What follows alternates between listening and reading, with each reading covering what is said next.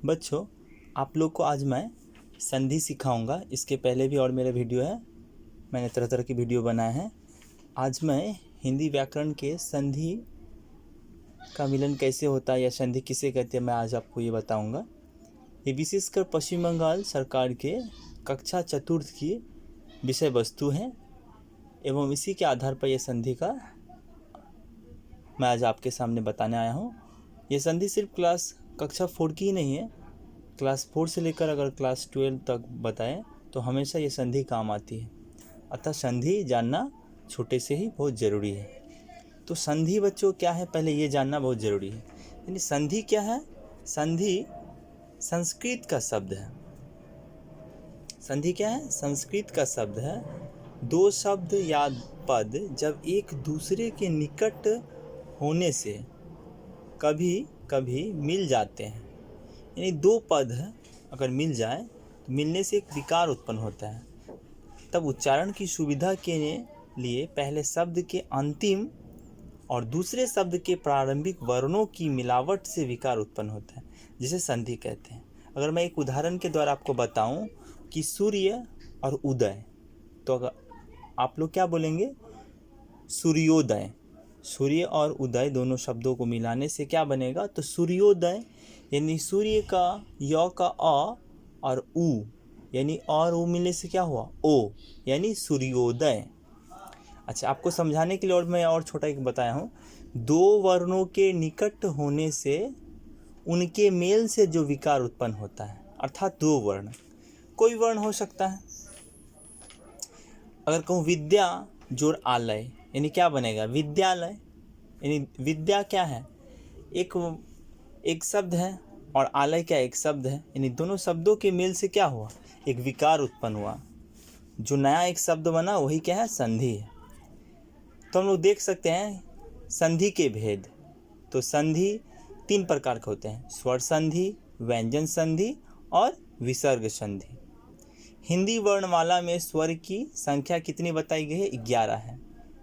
अच्छा, तो आज हम लोग स्वर के बारे में पढ़ेंगे, तो हमें स्वर के बारे में सिर्फ ध्यान देना है। तो स्वर किसे कहते हैं, तो ये जानना है। स्वर उन वर्णों को कहते हैं जिनका उच्चारण बिना किसी अवरोध मतलब रुकावट, तथा बिना किसी दूसरे वर्णों की सहायता से होता है, अर्थात किसी दूसरे वर्ण की आवश्यकता नहीं पड़ती है। हमें दो स्वर होने से ही हो जाता है। अर्थात मैं यहाँ पर देखो, आप लोग को मैं बताने की कोशिश किया हूँ कि वर्णमाला का मैं डिवीज़न दिखलाया हूँ। यहाँ स्वर है, यहाँ व्यंजन है। स्वर कितने प्रकार के होते हैं? 11 तरह के होते हैं। यहाँ पर लिखा हूँ: अ, आ, छोटी बड़ी छोटा बड़ा, री, ए, आई, ओ, औ। फिर स्वर का मैं डिस्ट्रीब्यूशन किया हूँ, भाग किया हूँ। ह्रस्व और दीर्घ। ह्रस्व में कौन आता है? अ, छोटी, छोटा ऊ, री, ये 4 वर्ण हैं जो कि ह्रस्व है। दीर्घ मतलब बड़ा कौन है? आ, बड़ी ई, बड़ा ऊ, ए, आई, ओ, औ, ये 7 वर्ण हैं जो कि दीर्घ है। अब थोड़ा व्यंजन में आते हैं। व्यंजन में आते हैं। व्यंजन में क्या है कि स्पर्श है, अंतस्थ है, ऊष्म है, आगत है, संयुक्त, ये 5 तरह के व्यंजन वर्ण होते हैं। तो स्पर्श में कौन कौन आता है? क वर्ग वाले आते हैं सभी, च वर्ग वाले, ट वर्ग वाले, ट वर्ग वाले और प वर्ग वाले, और साथ ही साथ क्या होता है? ड, ढ। तो ये टोटल 27 होते हैं जो कि स्पर्श वर्ण कहलाते हैं। अंतस्थ वर्ण कौन आते हैं? य, र, ल, व, ये 4 वर्ण हैं जो कि अंतस्थ वर्ण कहलाते हैं। ऊष्म मतलब तालव्य स्व, पिटकटा मूर्धन स्व, दंत स, ह, ये 4 वर्ण ऊष्म कहलाते हैं। और आगत ज और फ, ये 2 वर्ण हैं जो कि आपके आगत कहलाते हैं। और संयुक्त मतलब कक्षा तरह ज्ञ और श्र, संयुक्त अर्थात 2 वर्णों के मेल से बना है, इसीलिए इसे हम लोग संयुक्त वर्ण कहते हैं। जैसे अगर मैं नेक्स्ट क्लास में बताऊंगा, जैसे कक्षा में क्या क श के मिलन से बना है कक्षा, त्र यानी त र से बना है त्र, और ज्ञ यानी ज और य से बना है ज्ञ, और श्र श और र से बना है श्र। ठीक है, तो मैं आपको क्या बताऊंगा आज, किस प्रकार संधि होता है। संधि अर्थात मिलन, यानी दोनों के मिलन से जो उत्पन्न होता है, जो एक विकार उत्पन्न होता है, उसे हम कह सकते हैं संधि। यानी सूत्र के माध्यम से मैं आपको बताने की कोशिश कर रहा हूँ आज। देखिए सूत्र नंबर 1 में देखें तो हम लोग क्या देख रहे हैं कि अ और अ, यानी एक अ और दूसरे अ, यानी अ मिलने से क्या होता है आ। फिर क्या है आ और आ, फिर आ और आ, फिर आ प्लस आ इक्वल टू आ। अर्थात क्या हुआ, देखिए आप किसी भी घूम फिर के आइए, सभी में बड़ा जो है आ, यानी जुड़ने के पश्चात बड़ा ही बन रहा है, छोटा नहीं बनता। अर्थात छोटा भाई या बड़ा भाई हो, दोनों में कौन सा विजयी होगा, बड़ा भाई, अर्थात आ। ठीक है, आप लोग बस एक क्लू याद रखिए कि छोटा हो, आ हो चाहे अ हो, किसी भी रूप से जुड़े लेकिन बड़ा ही हमेशा जीतेगा, यानी आ। इसी कड़ी में आपको मैं बता रहा हूँ, देखिए कि एक एक मैं तोड़ के यहाँ बताया हूँ। अ और अ दोनों जुड़ने से क्या बनते, आ। अर्थात मैं अगर कहूँ स्व में क्या है, अ है। व में क्या है, अंतिम, हमेशा अंतिम वर्ण को ध्यान देखिए, है ना। व में क्या है, अ, और अधीनता में क्या है, अ, यानी व में छिपा जो अ स्वर है और इधर अधीनता यानी अ, यानी और अ क्या हुआ, आ। तो आप लोग देख सकते, देखिए स्वा, व में क्या हो गया, आ की मात्रा, स्वाधीनता। ठीक इसी तरह क्या है, पद जोड़ अड़पन, यानी दो में क्या छिपा है, दो को अगर तोड़िएगा तो क्या होगा, दो जोड़ अ, यानी अ और इधर अ क्या हुआ, आ, यानी दो में देखिए आ लग गया ना, पदार्पण। अन्न जोड़ अभाव, यानी ठीक इसी रूल्स में अन्न, नौ में अ है और इधर अ, यानी अ क्या हुआ, आ, यानी अन्नाभाव। देखिए यहाँ आ जो है, देखिए यहाँ पर आ आया है, अन्नाभाव। ठीक इसी तरह क्या है, ये रूल्स भी देखिए, ये कैसा वाला रूल्स है, इसका पहला जो शब्द के अंतिम में क्या है, अ है, और दूसरे शब्द के प्रथम में क्या है, आ है, यानी स्व अश्व, व में क्या है, अ है, और यहाँ पर क्या है, आ। तो और आ मिल के क्या हुआ, आ। तो अश्व व, ध्यान से अगर सुनिएगा क्या मिल रहा है, व में क्या है, अ, यानी और आ मिलकर क्या हुआ, आ, यानी अश्व जोड़ आरोही, क्या बना, अश्वारोही। व में क्या जुड़ गया, आ, अश्वारोही। ठीक उसी तरह देव जोड़ आलय, देव जोड़ आलय, है ना, देव जोड़ आलय। देव, व में अ है, छिपा हुआ है, अस्वर है, और इधर आ, यानी अ आ मिलकर क्या बना, आ, यानी देवालय। ठीक उसी तरह यहाँ पर और एक रूल से देखिए कि आर आ, यानी विद्या और अभ्यास, यानी विद्या अभ्यास। अब रूल्स नंबर हम लोग फिर ये सभी सब एक ही किस्म का है, विद्या, इसमें क्या है, आर आ मिलकर आ बना है, यानी विद्या, और इधर आ, यानी यो अंतिम हमेशा फॉलो कीजिए, अंतिम या में क्या है, आ, और यहाँ पर आ, यानी आ। देखिए आ क्या बना, आ, यानी विद्या जोड़ आलय, यानी क्या बना, विद्यालय। यो में क्या हो गया, आ, विद्यालय। अब आते हैं सूत्र नंबर 2। देखिए छोटी छोटी बड़ी, छोटी बड़ी बड़ी, बड़ी छोटी बड़ी, बड़ी बड़ी बड़ी। हमेशा याद रखना है कि हमेशा बड़ी ही होगा, बड़ा वाला चीज़ हमेशा आएगा, कैसे भी आप जोड़िए लेकिन हमेशा आएगा बड़ी ई। देखिए इन चारों में देख सकते हैं, यहाँ पर भी बड़ी है, यहाँ पर भी बड़ी है, यहाँ भी बड़ी है, यहाँ भी बड़ी।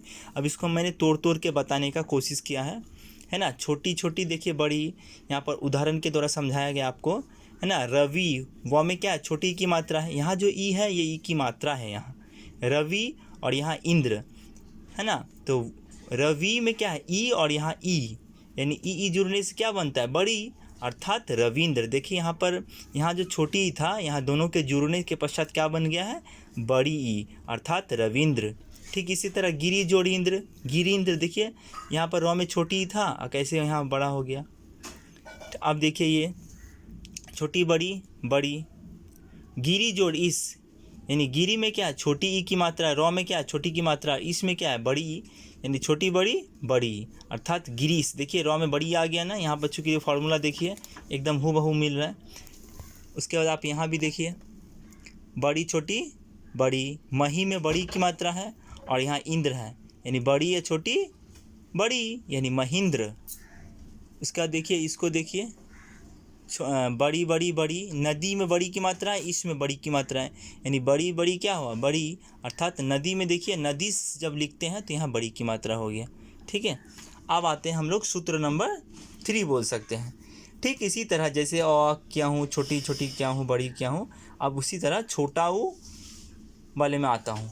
जैसे छोटा ऊ क्या होगा, इसमें भी बड़ा, हमेशा बोल रहा हूँ बड़ा चीज़ पर ध्यान रखिए। कैसे भी करके अगर दोनों छोटा और बड़ा भाई हो, छोटा ऊ और बड़ा ऊ, तो लड़के क्या होगा, हमेशा बड़ा ही जीतेगा बस। और छोटा छोटा भी होने से हमेशा बड़ा ही होगा बस। याद रखना है किसी भी रूप में बड़ा ही होना है, यानी छोटा ऊ बड़ा ऊ।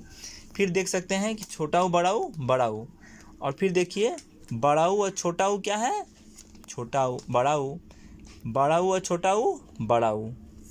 अब इसको हम उदाहरण के द्वारा बताएंगे।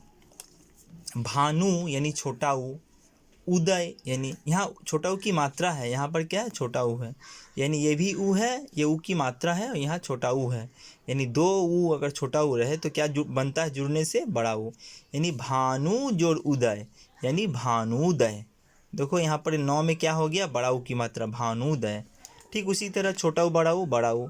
लघु में क्या है, छोटा ऊ है, ऊ जो है यानी हमेशा याद रखना है कि जो जुड़ता है, यानी प्रथम शब्द का अंतिम जो वर्ण का क्या है, स्वर, उसको ध्यान में रखना है, और दूसरे शब्द का पहला वर्ण क्या है, तो लघु जोड़ उर्मी यानी क्या बना, लघुर्मी। अब इसको देखिए बड़ा ऊ और छोटा ऊ क्या है, तो बड़ा ऊ में देखिए वधु में बड़ा ऊ मिला, छोटा ऊ यानी उत्सव, यानी बड़ा ऊ और छोटा ऊ मिलने से क्या बना, बड़ा ऊ, अर्थात वधूत्सव यानी ये ऊ और ये जो ऊ की मात्रा है दोनों जुड़ने से क्या बना है, बड़ा ऊ। यहाँ बड़ा ऊ बन गया, बच्चा क्या, तो व वधूत्सव। अब क्या है, बड़ा ऊ, यहाँ देखिए बड़ा ऊ यानी भू में क्या है, बड़ा ऊ की मात्रा है, और यहाँ पर क्या है, उर्जित में बड़ा ऊ की मात्रा है, यानी बड़ा ऊ और बड़ा ऊ मिलने से क्या बना, बड़ा ऊ, अर्थात भूर्जित। ठीक है बच्चों, इसको ध्यान से देखिए। बच्चों इसको ध्यान से देखिए, है ना, ये ध्यान से देखने और समझने वाली चीज़ है ना। आपको अगर कहीं भी प्रॉब्लम हो, डाउट हो, आप मुझे कमेंट कर सकते हैं। हाँ, मैं आपका हमेशा डाउट क्लियर करने का कोशिश करूँगा। हाँ, मैं इसके ठीक दूसरा एक वीडियो बनाऊँगा जिसमें पार्ट 2 इसके बारे में और विस्तार से और बताऊंगा। ये सूत्र 3 है, 4, 5, 6 और भी हैं इसके बाद वाले। ठीक नेक्स्ट जब वीडियो बनाऊंगा तो वो भी अपलोड कर दूंगा। तब तक आप लोग इसको ध्यान से सीखिए कि संधि क्या है, संधि किससे कहते हैं, संधि के कितने भेद होते हैं, कौन कौन से स्वर संधि होते हैं, व्यंजन संधि होते हैं, विसर्ग संधि होते हैं। मैं और भी बाद में वीडियो बनाऊँगा। और धीरे से धीरे बनाने का कोशिश कीजिए कि किस प्रकार दो वर्णों या दो शब्दों के जुड़ने से एक नए विकार का उत्पन्न होता है, जिसके पश्चात एक नए शब्द की रचना होती है, जिसे हम कह सकते हैं संधि। संधि मतलब ही होता है बच्चों मिलन, यानी दो वर्णों या दो शब्दों का मिलन है ना। यहाँ पर जितने भी देखिए दो शब्द हैं, स्व जोड़ आधीनता, ये दो शब्द हैं। दोनों शब्दों के जो अंतिम वर्ण है वो, अर्थात व में छिपा है अ, और यहाँ का जो अ है, यानी दूसरे शब्द का पहला वर्ण और प्रथम शब्द का अंतिम वर्ण पर हमेशा जोड़ दीजिए। दोनों के मिलने से ही एक नए विकार या वर्ण का उच्चारण हो रहा है। जिस विकार का जो नया जन्म होता है उसे ही जन्म के पश्चात एक नए शब्द की रचना होती है, जिसे हम कह सकते हैं संधि। तो बच्चों आपको कैसा लगा नहीं लगा मुझे बताइएगा और कमेंट ज़रूर कीजिएगा। मैं आपके कमेंट की प्रतीक्षा करूँगा। हाँ, आई होप कि अच्छा लगा होगा। लाइक और सब्सक्राइब कीजिए और कमेंट ज़रूर कीजिएगा कहाँ तक क्या समझ में आया नहीं आया।